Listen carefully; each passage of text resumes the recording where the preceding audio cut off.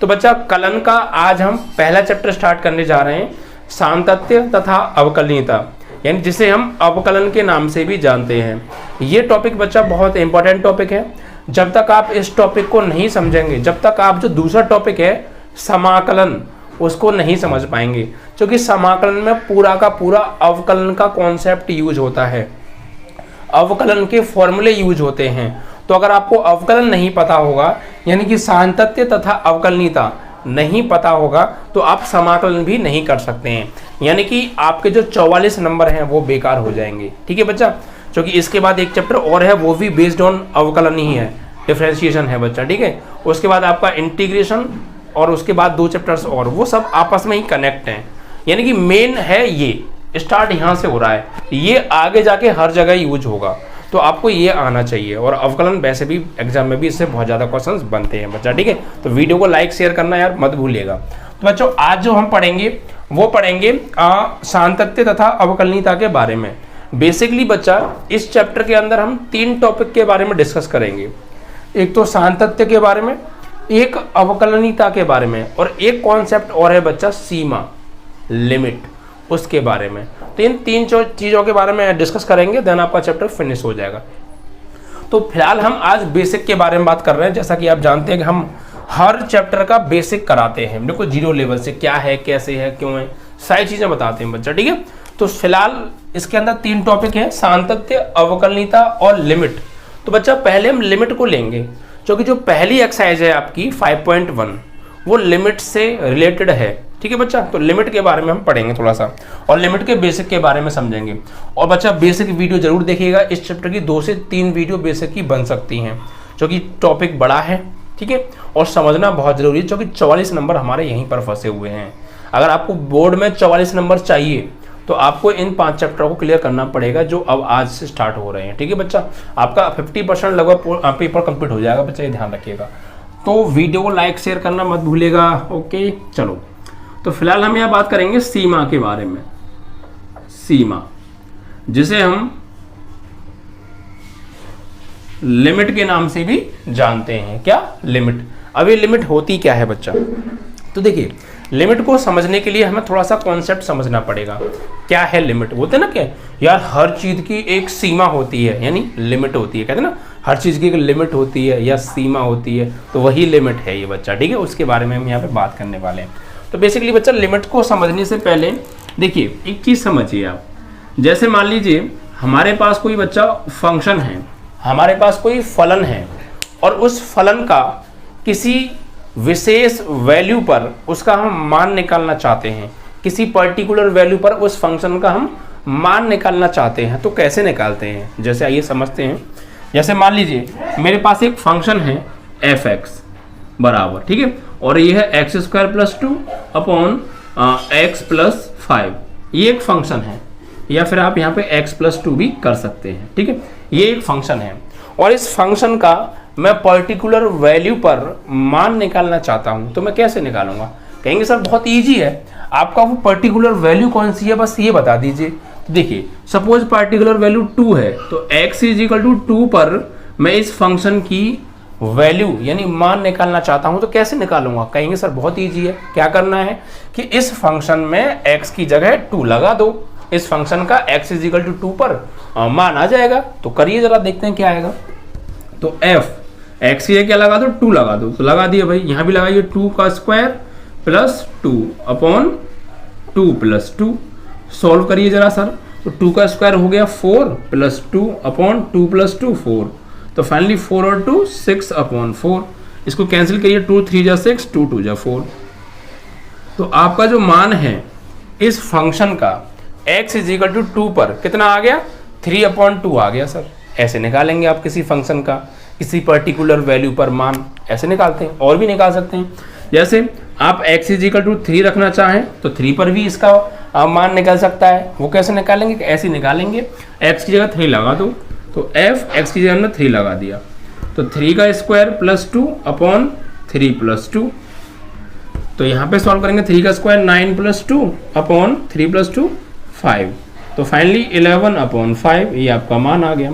तो ये क्या मिल रहा है बच्चा? ये हमें जो किसी विशेष मान पर हमने इस फंक्शन की वैल्यू निकाली, और जो वैल्यू हमें मिल रही है वो डिफाइंड नंबर है। क्या है? डिफाइंड नंबर मिल रहे हैं, कोई निश्चित वैल्यू मिल रही है।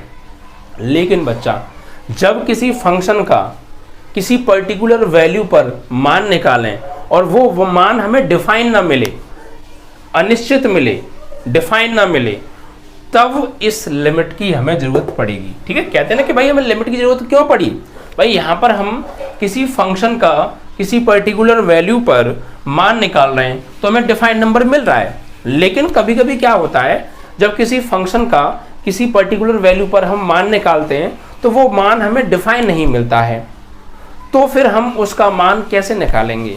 तो फिर उसका मान निकाला ही नहीं जा सकता? निकाला जा सकता है। ऐसे फंक्शन का मान जब किसी पर्टिकुलर वैल्यू पर उसका मान हमें डिफाइन ना मिले तो फिर हम उसका मान लिमिट के कॉन्सेप्ट से निकालते हैं, तब हमें लिमिट की ज़रूरत पड़ती है। समझ में आया कि लिमिट की ज़रूरत कब पड़ती है?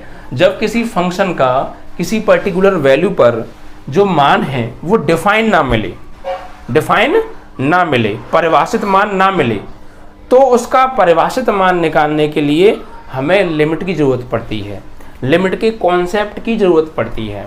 अब ये लिमिट का कॉन्सेप्ट क्या होता है सर? लिमिट का कॉन्सेप्ट होता क्या है? या फिर ऐसा कौन सा फंक्शन है जहां पर हमें किसी पर्टिकुलर वैल्यू पर उसका मान डिफाइन नहीं मिलता है? तो देखिए ऐसा एक फंक्शन का एग्जांपल मैं आपको देता हूं। मैंने अभी तक आपको ऐसे फंक्शन के एग्जांपल दिए जिनका पर्टिकुलर वैल्यू पर एक निश्चित मान मिल रहा है, लेकिन अब मैं आपको एक ऐसे फंक्शन का एग्जांपल देने जा रहा हूं जिसकी पर्टिकुलर वैल्यू पर मान निश्चित नहीं मिलेगा, लेकिन हम उसका मान लिमिट के कॉन्सेप्ट से निकालेंगे। कैसे? और इसी के लिए लिमिट की हमें जरूरत पड़ी है बच्चा, वरना लिमिट की कोई जरूरत नहीं थी। ठीक है, देखिए कैसे एग्जांपल समझिए। सपोज मेरे पास एक फंक्शन है F X is equal to X square minus 5 upon X minus 5, ये एक फंक्शन है। ठीक है, अब मैं इस फंक्शन का मान निकालना चाहता हूँ पर्टिकुलर वैल्यू 5 पर, x इज इक्वल टू 5 पर। तो कोई नहीं, कहेंगे सर बहुत ईजी है, करना क्या है? कुछ नहीं, x इज इक्वल टू 5 इस फंक्शन में लगा दीजिए। चलो लगाते हैं, जरा देखते हैं क्या आएगा। तो x की जगह क्या लगाना है? 5। तो यहाँ पर लगाए बच्चा 5, ऊपर से स्क्वायर, स्क्वायर माइनस 5। बच्चा यहाँ पे आप 5 ना करके 25 कीजिएगा ना, क्योंकि हम ऐसे फंक्शन का एग्जाम्पल दे रहे हैं जहाँ पर हमें डिफाइंड वैल्यू नहीं मिलेगी, परिभाषित मान नहीं मिलेगा, इनडिटर्मिनेट फॉर्म मिलेगी। ठीक है, तो आप 25 आप कर लीजिएगा। तो बच्चा x इज इक्वल टू 5 लगाते हैं, जरा लगाइए। तो यहाँ पे 5 का स्क्वायर करेंगे और ये माइनस का यहाँ पे 25 कर लीजिएगा ना, अपॉन x के लिए क्या लगाने वाले हैं? 5 माइनस 5। समझ में आया? देखिए फिर समझ लीजिए, कुछ नहीं था, फंक्शन ये था आपका F X is equal to X square minus 25 upon X minus 5। मुझे x is equal to 5 value पर इस फंक्शन का मान निकालना है, तो देखते हैं क्या निकलेगा। तो x इज इक्वल टू 5 लगा दिया बच्चा पार्टी, x की जगह 5 का स्क्वायर माइनस 25, 5 माइनस 5। अब जरा सॉल्व करते हैं क्या आता है। तो देखिए जैसे हम इसको सॉल्व करेंगे तो ऊपर 5 का स्क्वायर कितना हो गया? 25 और माइनस 5 अपॉन 5 में से 5 जाएगा बच्चा, 0 हो गया। ठीक है बच्चा, ये 25 है भाई, 5 का स्क्वायर 25 और माइनस 25। तो देखिए क्या मिलेगा, ऊपर 25 में से 25 जाएगा 0 और नीचे भी 0, तो ये हमें वैल्यू मिली 0/0। ठीक है, और ये जो 0/0 है बच्चा, ये डिफाइन वैल्यू नहीं है, ये परिभाषित मान नहीं है, ये इनडिटर्मिनेट फॉर्म है, ये अनिश्चित फॉर्म है। ये कौन सी फॉर्म है बच्चा? अनिश्चित फॉर्म है, ये डिफाइन नहीं है, इसको डिफाइन नहीं किया जा सकता है। 0/0 की फॉर्म क्या है? इनडिटर्मिनेट फॉर्म है, अनिश्चित फॉर्म है बच्चा। कौन सी फॉर्म है ये? अनिश्चित, जिसे हम क्या बोलते हैं? अनिश्चित बोलते हैं। तो क्या अब इस फंक्शन का मान निकाला नहीं जा सकता? निकाला जा सकता है, और वो बच्चा निकाला जाएगा लिमिट के कॉन्सेप्ट से। समझ में आया? ऐसे फंक्शंस के लिए हमें लिमिट के कॉन्सेप्ट की जरूरत पड़ी है, और हम उसके बारे में डिटेल से आज पढ़ने वाले हैं। समझ में आया? ये फंक्शन है तो यहाँ लिमिट की जरूरत कोई नहीं है आपको। क्यों?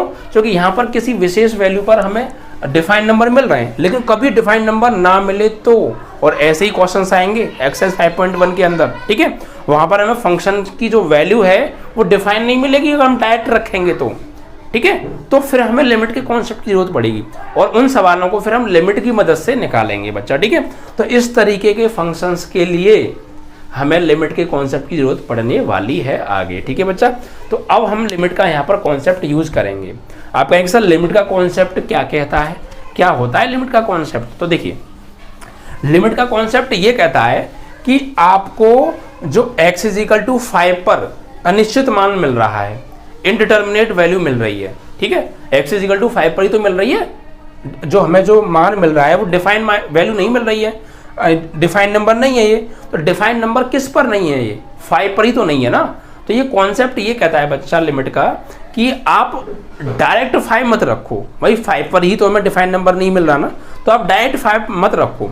आप एक काम कीजिए, आप डायरेक्ट 5 ना रखकर 5 के कुछ आसपास के, कुछ लेफ्ट के, कुछ राइट के, कुछ नज़दीकी नंबर रख के देखो। आप डायरेक्ट 5 मत रखो, भाई 5 पर ही तो हमें डिफाइंड नंबर नहीं मिल रहा है ना, तो आप 5 में रखो ही मत। 5 के कुछ आसपास के नज़दीकी वैल्यू रख कर देखो और चेक करो वहाँ पर हमें क्या वैल्यू मिल रही है। लेफ्ट से भी रखो, 5 से छोटे मान भी कुछ रख के देखो और कुछ 5 से बड़े मान भी रख के देखो। कुछ लेफ्ट से रखो, कुछ राइट से रखो और देखो कि उन वैल्यू को रखने पर जो फंक्शन की वैल्यू है वो किसी एक फिक्स नंबर की ओर जा रही होगी, वो फिक्स नंबर ही उसका मान होगा। ठीक है बच्चा, कैसे होगा आइए समझते हैं, जरा एग्जांपल लेते हैं।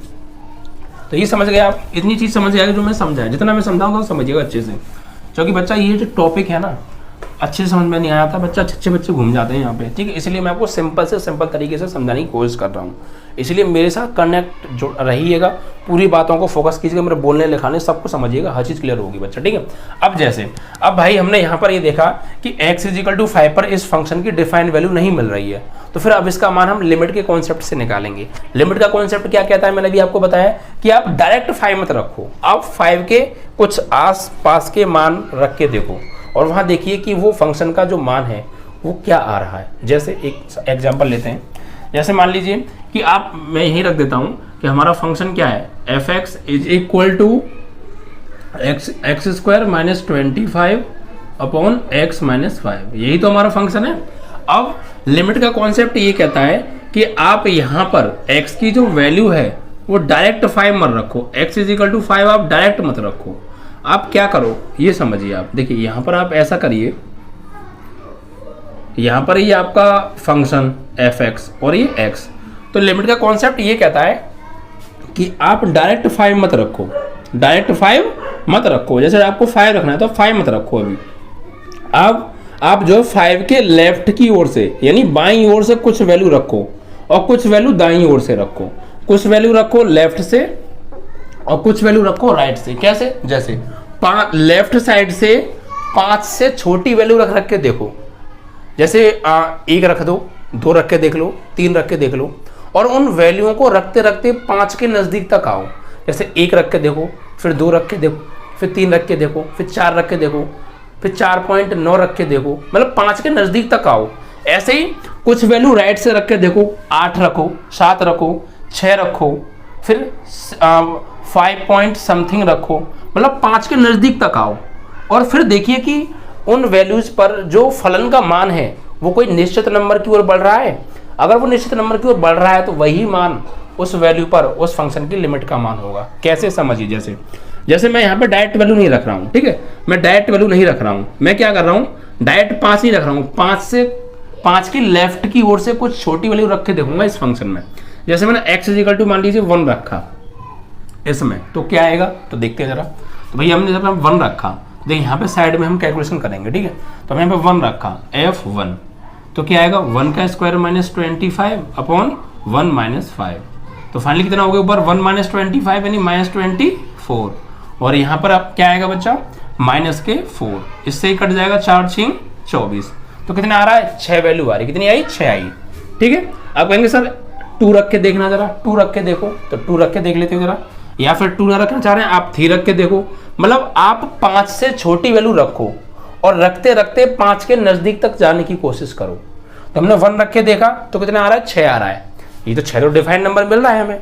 अब सर 3 रख के देखो या 2 रख के देखो, चलो 3 रख के देख लेते हैं, x इजिकल टू 3 रख के देखते हैं जरा, 3 रख के देखते हैं तो फंक्शन की वैल्यू क्या आएगी, तो 3 रखा f(x) की जगह 3, तो 3 का स्क्वायर माइनस 25 अपॉन 3 माइनस 5, तो बच्चा 3 का स्क्वायर 9 माइनस 25 अपॉन 3 में 5 जाएगा -2, तो कितना आएगा बच्चा यहाँ पे माइनस के 16 और माइनस के 2, तो 2 8 16, तो अब क्या 8 आ गया सर जी, कितना आ गया 8 आ गया, वेरी गुड। तो हमने क्या देखा, 1 रखा तो 6 आ रहा है, ठीक है, यहाँ पे 8 आएगा बच्चा, है ना। 1 रखा हमने तो आई वैल्यू फंक्शन की 6, 3 रखा तो वैल्यू आई 8, और नजदीक जाए 5 के हमें 5 नहीं रखना, 5 के जितने नजदीक जा सको उतने नजदीक से नजदीक नंबर रखो, बट 5 मत रखो। समझ में आया? जिस वैल्यू पर हमें अनिश्चित फलन का जो मान है वो अनिश्चित मिल रहा था, x = 5 पर इस फंक्शन का मान हमको अनिश्चित मिल रहा था, तो आप x = 5 मत रखो, उससे कुछ छोटे कुछ बड़े मान रखे देखो, और रखते रखते 5 के नजदीक तक जाओ, 5 के बिल्कुल नजदीकी वाला नंबर रखे देखो, वहां तक जाओ, ठीक है। तो जैसे अब हम मान लीजिए 4 रखते हैं, क्या रखते हैं, 4 रख के देखते हैं तो क्या आएगा। हमने यहाँ पे रखा 4, तो f(x) की जगह 4, तो यहाँ 4 का स्क्वायर -25 अपॉन 4 - 5, तो 16 माइनस के 25 बटे 4 - 5, तो 1 आएगा, वो भी माइनस का, तो यहाँ पे आएगा माइनस के 9 बटे माइनस का 1 कट जाएगा, फाइनली प्लस के 9 आ जाएगा। कितना? प्लस के 9। तो भैया कितना आ गया? 9 आ गया। तो हमने देखो क्या हुआ, जैसे जैसे हम 5 की ओर बढ़ रहे हैं वैसे वैसे जो फलन का मान है वो भी किसी विशेष वैल्यू की ओर बढ़ रहा है। 6 था, फिर 8 हो गया, फिर 9 हो गया। तो जैसे जैसे आप एक अंदाजा लगा पा रहे होंगे, जैसे जैसे हम 5 की ओर जा रहे हैं तो ये वैल्यू भी लगभग 10 की ओर जा रही है। देखो पहले 6 थी, फिर 8 हो गई, फिर 9 हो गई, अब 4 रख दिया। अब 4 के बाद 4 और 5 के पास और कोई नजदीकी नंबर रखे देखो भाई। 4 के बाद डायरेक्ट 5 नहीं रखिए आप, 4 के बाद आप रखो 4.9 रखे देखो, 4.9 भाई। 4.9 क्या है? 5 के बिल्कुल नजदीक वाला तो नंबर हो गया लगभग भाई। अब 0.1 और इसमें ऐड कर देंगे तो ये 5 हो जाएगा। तो हमें 5 तो रखना ही नहीं है, क्योंकि 5 पर तो हमें अनिश्चित मान मिल रहा है ना। मैंने क्या कहा, 5 के बिल्कुल नजदीकी वाला नंबर रख के देखो, तो हम 4.9 रख के देख रहे हैं, ये 5 के नजदीकी नंबर है, तो 4.9 रख के देखना जरा भाई कितना आएगा। तो 4.9 आप यहाँ पे रख के देखिए जरा, तो 4.9 यानी कि x 4.9 रख के देखिए, तो यहाँ पे हम 4.9 का स्क्वायर हो जाएगा, ठीक है, माइनस के 25 अपॉन 4.9 माइनस 5। तो बच्चा इसका जो आपका स्क्वायर होगा ये होगा 2409, है ना, इतना ही तो होगा ना, 2401 होगा, और पॉइंट लगेगा आपका इतना 2.401, क्योंकि 49 का स्क्वायर जो होता है वो 2401 होता है, वरना आप चेक भी कर सकते हैं, 49 का 49 में गुणा कर लो, ठीक है। 9 निम 81, 9 चौक 36 और 8 44, 44 का 44 आएगा। फिर 4 निम 36 और 4 चौक 16 और 3 19 हो गया। जोड़ना जरा, 1 10 9 4 13 और 1 हासिल 14 और 1 और 1 2, 2401, यस 2401। तो 49 का स्क्वायर करेंगे भैया तो 2401 आएगा, और पॉइंट लग रहा है तो 2 बार लगेगा, चौकी स्क्वायर है तो 2 बार लगा दिया, और माइनस के 25 और बटे 4.9 में से 5 जाएगा तो 0.1 बचेगा, माइनस का 0.1। ऊपर से घटाओ बच्चा, तो 25.00 इसको कर सकते हैं। जब इसको घटाएंगे इसमें से तो देखिए क्या आएगा, एक और 0 लगा लो, क्योंकि हमें पॉइंट समान करना ना। इसमें भी 0.3 बाद हो गया, इसमें भी 0.3 बाद हो गया, इसमें 0.3 नहीं बचा, 2 बार लगेगा, है ना। 24.01 आएगा जब 49 का हम स्क्वायर करेंगे, क्योंकि पॉइंट एक बार लगा है और स्क्वायर हो रहा है तो 2 बार हो जाएगा, पीछे से 2 बार लगा दिया, ठीक है। अब घटाओ बच्चा, देखो कैसे घटाएंगे। यहाँ पर घटाने के लिए क्या करेंगे, 10 में से जाएगा 1 तो 9 बचेगा, ठीक है। यहाँ बचे 9 में से जाएगा 0 तो 9 ही बचेगा बच्चा, ठीक है। उसके बाद यहाँ बचे 4 से 4 जाएगा 0, 2 से 2 जाएगा 0, पॉइंट इतना, और यहाँ 0. ये माइनस का बचेगा, और माइनस के 0.1 आ गया। तो बच्चा आप इसमें डिवाइड करेंगे, जब इससे आप इसमें डिवाइड करेंगे, सॉल्व करेंगे आप इसको, तो देखिए पॉइंट्स हटा लीजिए, आप ऐसा कर लीजिए, माइनस से तो माइनस कट जाएगा, और पॉइंट जब इससे भाग देंगे तो ये पॉइंट जो है ना आपका इधर आ जाएगा, एक स्थान लगभग 9.9 आ जाएगा, 9.9 आ जाएगा, ठीक है। क्योंकि ऊपर 2 बात है, नीचे 1 बात है, तो 1 पॉइंट से 1 पॉइंट घट जाएगा, 1 पॉइंट बचेगा यहाँ पर, तो 9.9 आएगा लगभग। तो आपको देखिए यहाँ पे क्या मिला हुआ आपको, जैसे ही आपने 4.9 रखा तो जो वैल्यू है वो 9.9 आ गई, ठीक है। अब ये तो हमने रखी लेफ्ट से वैल्यू, किधर से रख के देखी है, ये हमने लेफ्ट साइड से रख के देखी है। 5 के नजदीकी नंबर, पहले 1 रख के देखा तो हमें 6 मिला, 3 रख के देखा तो 8 मिला। लेकिन हमने एक चीज देखी कि जैसे जैसे हम 5 के नजदीक जा रहे हैं वैसे वैसे ये वैल्यू भी किसी खास मान की ओर बढ़ती जा रही है। देखो नहीं तो 1 रखा तो 6 आया, अब 1 से थोड़ा बड़ा, यानी 5 के और नजदीक का नंबर रखा तो 8 आ गया, फिर 5 के और नजदीक का नंबर रखा 4 तो 9 आ गया, फिर 5 के और नजदीक का नंबर रखा 4.9 तो यहाँ 9.9 आ गया नहीं आ गया। तो क्या हुआ, जैसे जैसे हम 5 के नजदीक बढ़ रहे हैं लेफ्ट साइड से, वैसे वैसे ये मान भी ये खास वैल्यू की ओर बढ़ रहा है। देखो 6 फिर 8 फिर 9 फिर 9.9, तो कुछ अंदाजा लग रहा है आपको कहाँ बढ़ रहा है, ये बढ़ रहा है बच्चा 10 की ओर। जैसे हम यहाँ 5 लगाएंगे, यहाँ पर क्या है, ये जो वैल्यू है ये 10 की ओर बढ़ती जा रही है। देखो 4.9 तो 9.9, तो लगभग 10 की ओर बढ़ रही है। तो ऐसे तो हमने रख के देखे लेफ्ट से, ऐसे आप राइट से भी रख के देख सकते हैं, राइट से भी रख के देख सकते हैं आप। जैसे 1-2 वैल्यू रख के देख लेते हैं, कोई दिक्कत नहीं है। देखो राइट से रख के देख लीजिए आप, राइट से रख के भी आप देख सकते हैं, नो प्रॉब्लम, ठीक है। राइट से भी आप रखिए। जैसे मान लीजिए मैंने राइट से रखा, सपोज मैंने रखा आपको 8 रखा, यहाँ पे क्या रखा 8, भाई 5 के पास जाना है मुझे, तो कुछ मान तो मैंने रख रहा हूँ लेफ्ट से और कुछ रख रहा हूँ राइट से। यानी लेफ्ट साइड से हमने रखा 1 रखा, 3 रखा, 4 रखा, 4.9 रखा।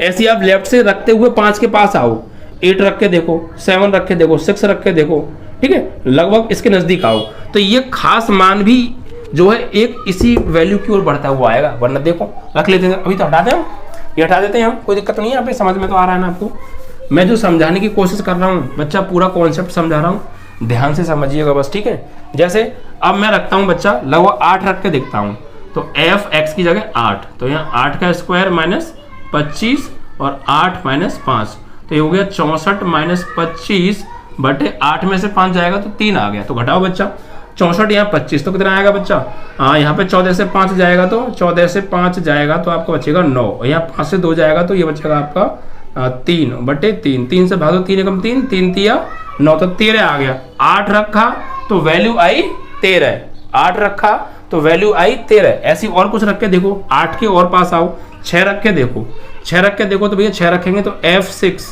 तो यहाँ पे 6 का स्क्वायर माइनस 25 अपॉन 6 माइनस 5, तो 36 माइनस 25 बटे 1, तो 36 में से 25 जाएगा कितना बचेगा, 9 आ रहा है, कितना आ रहा है 9 आ गया, कितना आ गया 9 आ गया। और नजदीकी नंबर रखे आप देख सकते हैं, तो आप भी यहाँ पे देखिए एक चीज देखिए, हमने 8 रखा तो 13, 6 रखा तो 9, अब 5 के और नजदीक का नंबर मैं कोई रखूंगा तो वो और 9 पॉइंट समथिंग आएगा, आएगा नहीं आएगा। तो यहाँ पर हम क्या देख रहे हैं कि ये जो मान है ये किसी खास वैल्यू की ओर बढ़ रहे हैं, और वो है बच्चा 10, क्या आएगा 10 मिल जाएगा हमें, समझ में आ रहा है। तो ये खास मान को हम लिमिट की फॉर्म में अब कैसे लिखेंगे, समझ में आया, चीजें समझ में आई नहीं। यहाँ पे जो मैं समझाने की कोशिश की कि हमें x = 5 पर डिफाइन वैल्यू नहीं मिल रही थी, तो हमने क्या किया, लिमिट का कॉन्सेप्ट यूज किया। लिमिट का कॉन्सेप्ट क्या कहता है, लिमिट का कॉन्सेप्ट ये कहता है कि आप डायरेक्ट x = 5 मत रखो, भाई 5 पर ये तो हमें डिफाइंड नंबर नहीं मिल रहा ना, तो आप 5 रखो ही मत, 5 के कुछ नज़दीकी नंबर रख के देखो, कुछ लेफ्ट से और कुछ राइट से, और फिर ये देखिए कि उन पर फलन का जो मान है वो किधर बढ़ रहा है, जिधर बढ़ रहा है वो वैल्यू ही उस फलन का मान होगा x = 5 पर, और उसको हम लिमिट की फॉर्म में लिखेंगे। कैसे, जैसे हमने 1 रखा 6, 3 रखा 8, 4 रखा 9, 4.9 रखा 9.9 आ गया। ऐसी कुछ इधर से रख के देखिए, आप 7 रख के देखते, 8 रख के देखते, 6 रख के देखा 13, 9, तो देख ये भी क्या है, ये भी 10 की ओर बढ़ रहा है और ये भी 10 की ओर बढ़ रहा है, तो यही है उस फलन का मान x = 5 पर लिमिट के कॉन्सेप्ट से। अब इसको लिमिट की फॉर्म में कैसे लिखेंगे, देखिए इसको ऐसे लिखेंगे, लिमिट की फॉर्म में ऐसे लिखेंगे, limit x tends to 5, limit x tends to 5 fx = 10, fx = 10, इसे ऐसे लिखेंगे। अब ये मतलब क्या है भैया, ये जो वैल्यू हमने निकाली है ये लिमिट के कॉन्सेप्ट से निकाली है, डायरेक्ट नहीं निकाली है। डायरेक्ट तो हमें क्या मिल रही थी, अनिश्चित वैल्यू मिल रही थी, और जब किसी फलन की किसी विशेष वैल्यू पर अनिश्चित मान मिलता है तो फिर उसका मान हम डायरेक्ट ना निकाल के लिमिट के कॉन्सेप्ट से निकालते हैं। कैसे निकालते हैं, ऐसे निकालते हैं, और देखो ये निकल के आया। तो ये इस फंक्शन का मान है 10, किस पर, लिमिट x टेंड्स टू 5 पर। इसे पढ़ते क्या है बच्चा, इसे हम पढ़ते हैं लिमिट शॉर्ट में लिखते हैं LIM, मतलब लिमिट हो गया ये, ठीक है। Limit x tends to 5, x tends to 5, इसका मतलब क्या है, लिमिट x टेंस टू 5 का मतलब ये है, या x गोज टू 5 भी बोल सकते हैं इसे, x गोज टू 5 भी बोल सकते हैं। इसका मतलब क्या है? इसका मतलब बच्चा ये है कि हम x की जो वैल्यू है हम 5 के नज़दीक जा रहे हैं। हम x टेंस टू 5 का मतलब ये है कि हम 5 के नज़दीक जा रहे हैं। समझ में आया? फिर बोल रहा हूँ, x टेंस टू 5 का मतलब ये है, या x गोज टू 5 का मतलब ये है कि हम 5 की ओर जा रहे हैं धीमे धीमे करके। जैसे हम धीमे धीमे रखते हुए 5 की ओर आ रहे थे ना, कुछ इधर से रखते हुए 5 की ओर आ रहे थे, तो इसका मतलब है लिमिट x टेंस टू 5 का मतलब है कि हम 5 की ओर जा रहे हैं धीमे धीमे। ठीक है बच्चा, ये है इसका मतलब। और इस तरीके से हमने इसकी वैल्यू निकाली। तो ये था बच्चा लिमिट का कॉन्सेप्ट। आपको समझ में आया? चीज़ें क्लियर हुई ना, किस तरीके से हमें करना है। अगर हमें किसी मान पर फंक्शन की जो लिमिट की वैल्यू है वो डिफाइन नहीं मिल रही है, तो हमें बस यही करना है कि डायरेक्ट उस वैल्यू को मत रखो जिस पर जो है डिफाइन नंबर नहीं मिल रहा है, उसके कुछ लेफ्ट से उसके नज़दीकी मान रखते हुए आओ, कुछ राइट से नज़दीकी मान रखते हुए आओ। उसको मत रखो जिस पर डिफाइन नहीं मिल रही है, कुछ लेफ्ट से रखो, कुछ राइट से रखो, और उसके नज़दीकी नंबर रखते हुए आओ। तो आप देखेंगे कि उस फलन का मान है वो किसी विशेष वैल्यू की ओर बढ़ रहा है, तो वही उस फंक्शन की लिमिट की वैल्यू होगी उस पर्टिकुलर वैल्यू पर। ठीक है, इस तरीके से निकालेंगे। तो ये था बच्चा लिमिट का कॉन्सेप्ट, और इसीलिए हमें लिमिट की ज़रूरत पड़ी, वरना लिमिट की कोई ज़रूरत नहीं थी हमको निकालने के लिए। ठीक है, तो ये चीज़ आपको क्लियर हो गई। अब थोड़ा सा एक चीज़ और समझ लेते हैं इसी में। जैसे मान लीजिए कि हमारे पास कोई फंक्शन है, ठीक है, कोई फंक्शन है और उस फंक्शन की हम लिमिट निकालना चाहते हैं, तो और हमें साफ साफ दिख रहा है कि हम कोई एक इसमें निश्चित मान लगा देंगे तो हमें उस फंक्शन की वैल्यू मिल जाएगी, तो क्या उसे हम लिमिट की फॉर्म में लिख सकते हैं? जैसे मान लीजिए कि हमारे पास कोई फंक्शन है fx, ठीक है, और x² + 2 x - x + 5 कुछ भी एक ये फंक्शन है, और हमें यहाँ पे साफ साफ दिख रहा है कि क्या मैं इसको अगर x = मान लीजिए इसमें 3 रखूंगा तो इस फलन का मान मुझे मिल जाएगा, आराम से आसानी से मिल जाएगा।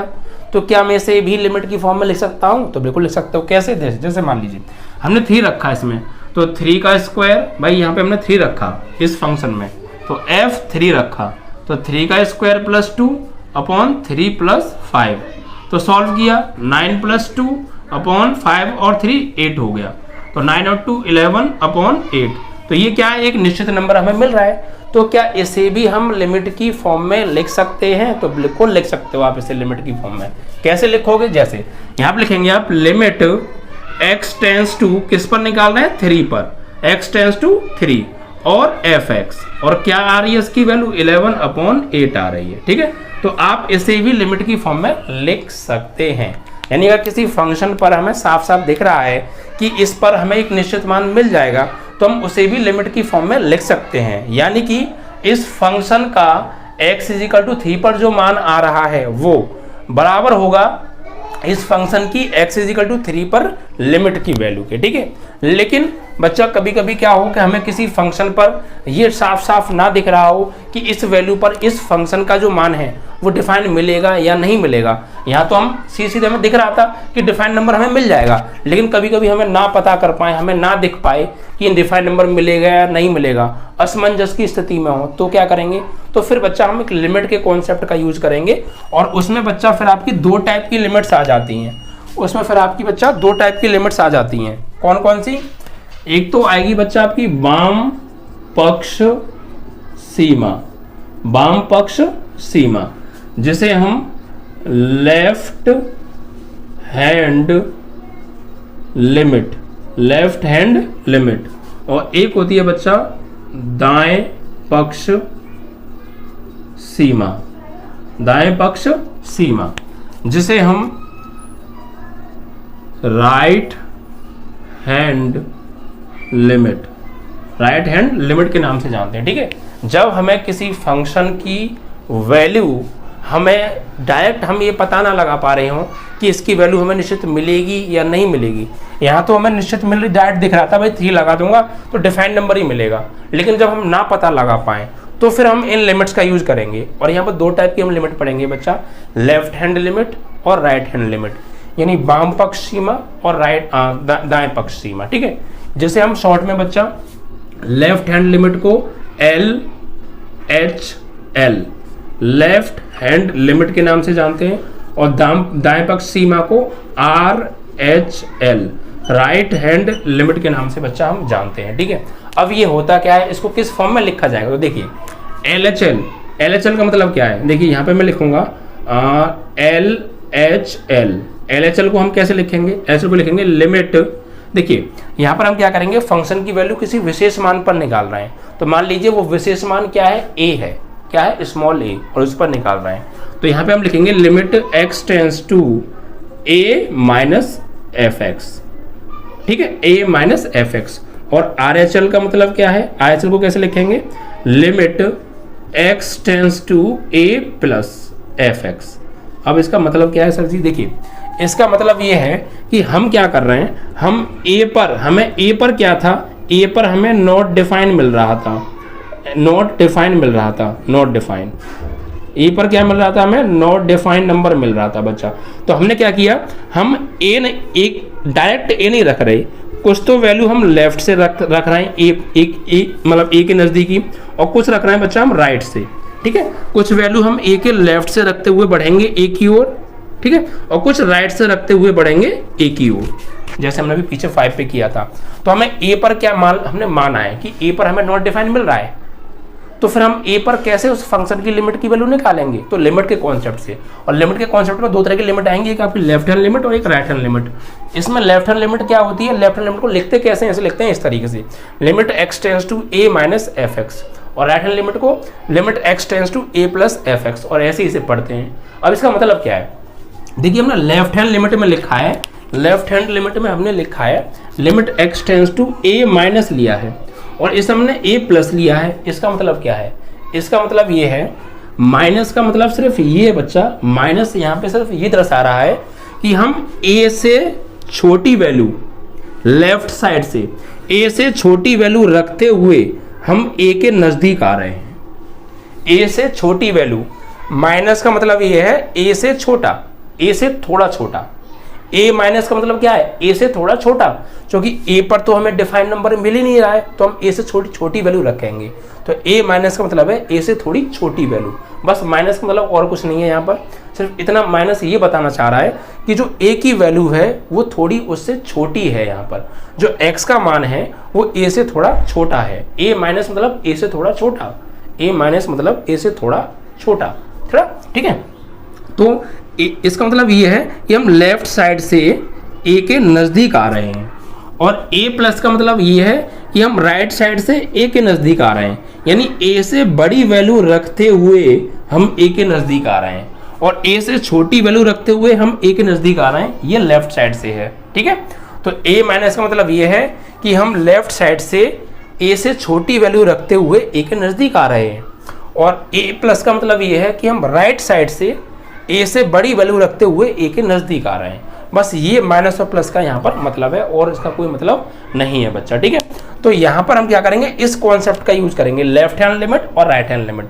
ठीक है, और किसी विशेष मान पर, जब किसी विशेष मान पर लेफ्ट हैंड लिमिट यानी x tends to a minus हमने निकाला फंक्शन की वैल्यू, और limit x tends to a plus हमने निकाला फंक्शन की वैल्यू, और कहीं जाकर अगर ये दोनों बराबर आ जाएंगी, जैसे पीछे भी हमने टेबल बना के किया था कि हम 5 से कुछ छोटी वैल्यू रख रहे थे और 5 से कुछ बड़ी वैल्यू रख के देख रहे थे, और 5 के नज़दीक आ रहे थे, तो वो जो फलन का मान था वो भी एक विशेष मान की ओर बढ़ रहा था, और वो था 10। तो लेफ्ट साइड से भी हम 10 की ओर बढ़ रहे थे, और राइट साइड से भी 10 की ओर बढ़ रहे थे, मतलब लेफ्ट हैंड लिमिट और राइट हैंड लिमिट दोनों बराबर आ रही थी।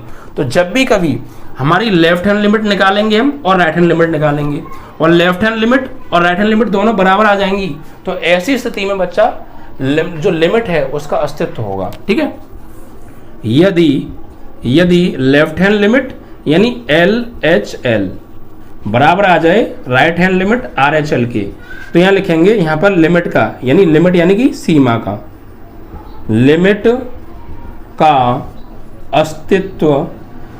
अस्तित्व होगा, यानी हम यहाँ पे लिमिट ज्ञात कर सकते हैं। जब हमारी लेफ्ट हैंड लिमिट और राइट हैंड लिमिट दोनों बराबर आएंगी तो हम लिमिट, उसकी लिमिट वैल्यू निकाल सकते हैं। लेकिन जब लेफ्ट हैंड लिमिट बराबर नहीं आ पाए राइट हैंड लिमिट के, यानी limit x tends to a minus fx बराबर ना हो limit x tends to a plus F X के, तो यहाँ पर बच्चा लिमिट का अस्तित्व नहीं होगा। यहाँ पर हम लिमिट नहीं निकाल सकते हैं। समझ में आया? ये था बच्चा कॉन्सेप्ट। ठीक है, तो ये लिमिट के बारे में आज हमने पढ़ा। ठीक है, जब हमें किसी पर्टिकुलर वैल्यू पर फलन का जो मान है वो डिफाइन नहीं मिल रहा है, तो हम कुछ वैल्यू लेफ्ट से रखेंगे, यानी उस जैसे हम limit x tends to a minus बोलेंगे, और कुछ वैल्यू राइट से रखेंगे जैसे हम limit x tends to a plus बोलेंगे। और जब दोनों ही साइड से हमें एक फिक्स नंबर प्राप्त होगा, तो वही हमारा ऐसी स्थिति में लेफ्ट हैंड लिमिट और राइट हैंड लिमिट बराबर हो जाएंगी। तो हम कहेंगे कि लिमिट का अस्तित्व है, यानी लिमिट पर वैल्यू निकाली जा सकती है, और ये बराबर नहीं आएंगे तो लिमिट पर वैल्यू नहीं निकाली जा सकती है, लिमिट का अस्तित्व होगा ही नहीं। ठीक है बच्चा, तो ये था आज लिमिट का कॉन्सेप्ट, और हमने आज लिमिट को पढ़ा बच्चा। ठीक है, इसके बाद हम पढ़ेंगे सततता के बारे में। ठीक है, फिर अवकलनीयता के बारे में। तो अगला वीडियो भी बच्चा हो सकता है बेसिक कॉन्सेप्ट का ही मैं दूं। ठीक है, तो इसलिए इस वीडियो को ज़्यादा से ज़्यादा शेयर कीजिएगा, लाइक कीजिएगा। ठीक है बच्चा, थैंक यू।